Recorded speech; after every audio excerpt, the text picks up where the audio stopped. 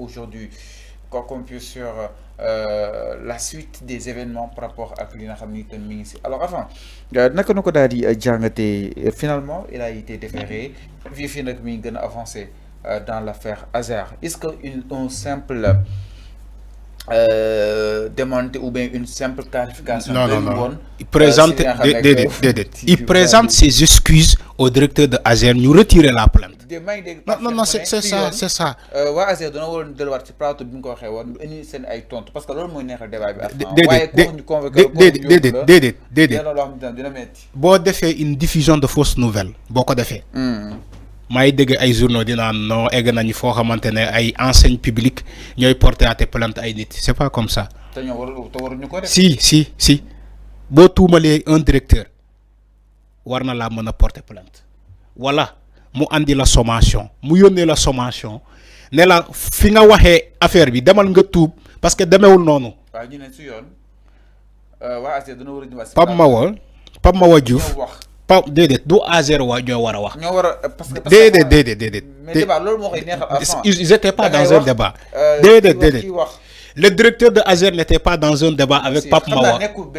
Fallu bu ruubee débat bi. bu ruubee émission bi. mais équipe Jean-Michel moo leen delluwaat seen. déedéet Jean-Michel yónnewul équipe. Jean-Michel yónnewul benn équipe. après Fallu non j'ai dit après équipe bi mën na dellu pour leeral. Pourquoi yéen vous aimez manipuler les Sénégalais. Pape Jean-Michel Sène amul benn équipe bu mu yónni ci média. Non Fallou si on est d'accord il faut Fallou si on est d'accord dis-moi on est d'accord là-dessus. Ouais, d'accord. Maintenant laisse-moi développer. Laisse-moi développer.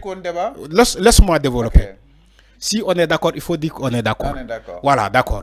Jean-Michel Sène yónnewul benn équipe buy dem débattre ci affaire Azer ci plateau benn ñaareel bi allez ñaareel bi Pape Mawo il n'était pas en débat avec le parti si dama ne oui Pape Mawo émission bi entretien ñaar nit la mais oui wax na ko fa ba gonfler ay chiffres selon Azer oui donc pour débat bi gën a mën a neex non il y a pas un débat parce que yooyu yaa ne entretien waaw man ne déglu ma wax la ma ne li Pape Mawo wax moo doon débat dans l'espace politique pour débat bi gën a neex dans l'espace politique Pape kii nii Jean-Michel moo na delluwaat si plateau wala kon yónni benn équipe am Fallou jëm leeral Fallou démonter kaddu fi nga xam ne que moo di Pape Mawa Diouf enfin loolu gën a loolu mooy neexal game bi mooy ñoom seen game politique bu ñuy woote waaw déggulul bu jël émission bi yëpp di wax li ngay wax nii amul sens da nga ne entretien du entretien nga wax on n'était pas dans un débat public bu ñu bëggee débat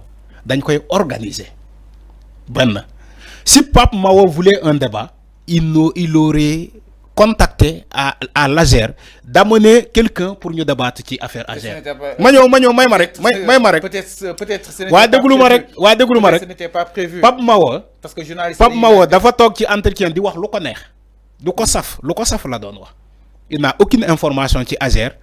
Dafa dégg ma riirandoo bi rek Thierno Alassane Sall lu mu doon wax moom tamit mu jël ay chiffres yi gonflé ko. Amul benn xam-xam ci affaire Azer Pape Mawa dama lay wax il est l'adjoint porte-parole il n'est même pas l'adjoint direct de APR adjoint porte-parole nga dem toog ci émission Pape Mawa di raconter des conneries di wax lu ko saf parce que lu ko saf la doon wax si il voulait un débat public avec Azer il aurait contacté l'équipe de Azer pour ne leen dama bëgg débattre wala si les journalistes Fallou tu es un acteur de média yoo xam nga débat yi nuñ koy organiser bu fekkee Pape Mawa Diouf dafa nekkoon ci débat avec waa Azer kenn du ko porter plainte parce que dans ce cas dañu ne débat la ñu nekk un débat télévisé le gars de Azer doit défendre ses arguments Pape Mawa défendre ses arguments mais on n'était pas dans un débat entretien la ñu yóbbu Pape Mawa mu wax lu ko neex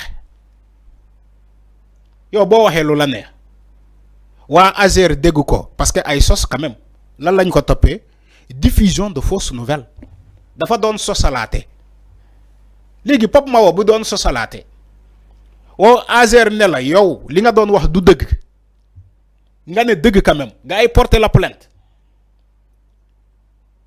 waa Azer ñoo ko porter plainte léegi pour plainte bi ñu retirer ko il faut que Pape Mawa mu delluwaat ci émission ñaan temps d'antenne ñu may ko temps d'antenne mu dem toog ci plateau ne leen man li ma doon waxal waa Azer du dëgg mais c'est comme ça. Dans ce cas, Azer dañuy dem retirer la plainte. Tant que mom delluwaatul ci émission mu ne sénégalais yi man Pape Mawa Diouf waaw li ma doon wax ci waa Azer du dëgg mais plainte bi kenn du ko retirer. La plainte va suivre son cours. D'abord l'action publique du procureur du parquet finance du parquet démarré na kenn du ko stopper. Dañ ko déférer pour présenter ko le juge. L'action publique continue. Même tey bu ñu né dañ xam nga bay woy na des embouches. Bay woy na mbuus parce que il est déféré au niveau du juge. Même waa kii bu ñu demee sax pour retirer plainte bi dañu ne waaw l'action va continuer. Mais pour te dire que Pape Mawa dafa diffuser de fausses nouvelles ci Azer. Il n'a reçu aucune information yàlla xam na ko ci Azer. Léegi da doon ramasser Thierno Alassane Sall kii li mu doon wax ci Azer mu ramasser lépp dem toog ci entretien di gonfler les chiffres te alors que amul.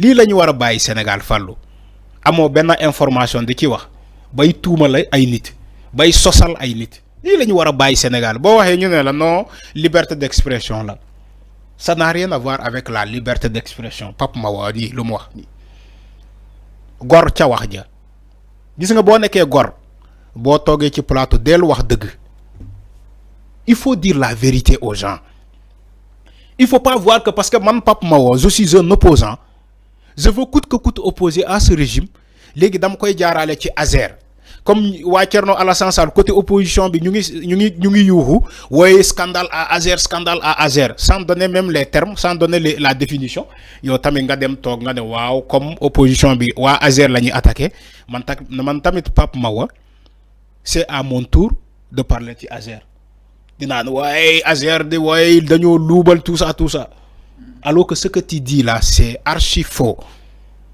diamétralement opposé à la réalité. C'est ce que Pape Mawa a dit.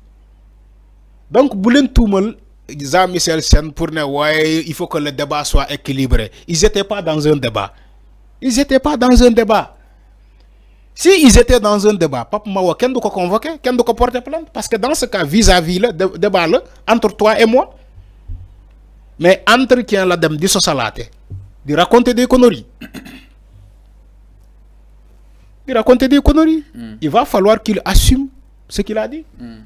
Il faut assumer ce qu'il a dit. Man xamna fa la ñuy mujjé rek may jégalu may balu. Lolu fofu la ñuy mujjé. Donc même simple démenti doyul won. Non, il y a pas un simple démenti.